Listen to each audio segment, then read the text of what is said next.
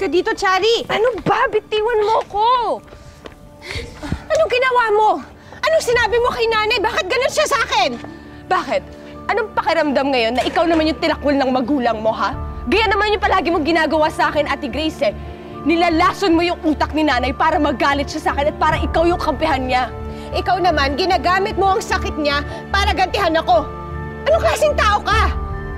Sabihin mo na kung anong gusto mo sabihin, Ate Grace. Pero hindi mo matatago yung totoo na ayaw na sa'yo ni nanay.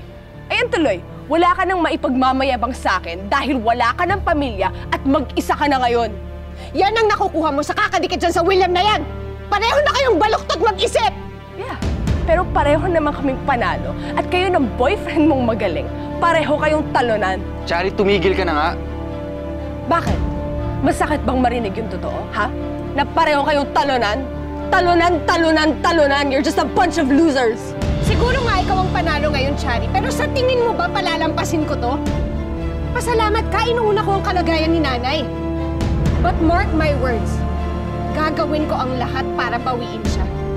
At kayong dalawa, pagbabayaran niyo pa rin ang mga krimen niyo.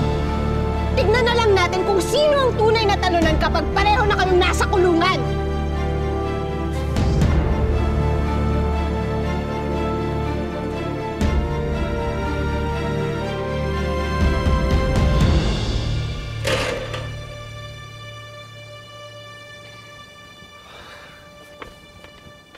Grace, hey.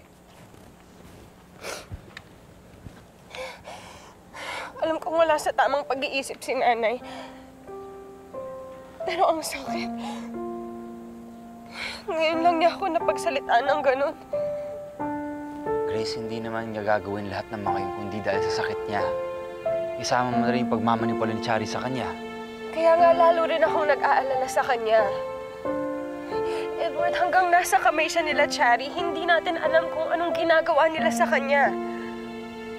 Kayang-kaya nung dalawang yun na paikutin at paniwalain si nanay.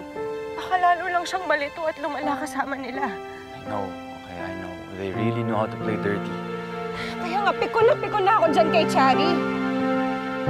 Hindi na siya napagod sa kakabili sa akin ng problema. Ang ginawa na niya sa akin. Grace, you have to keep in mind, gagawin nila lahat para mag-disconnect tayo. Tama yung sinabi mo. Hindi yan tayo pa rin yung mananalo. Sila yung makukulong at mababawi natin sila yung Marisa. Makukuha natin siya ulit. I promise.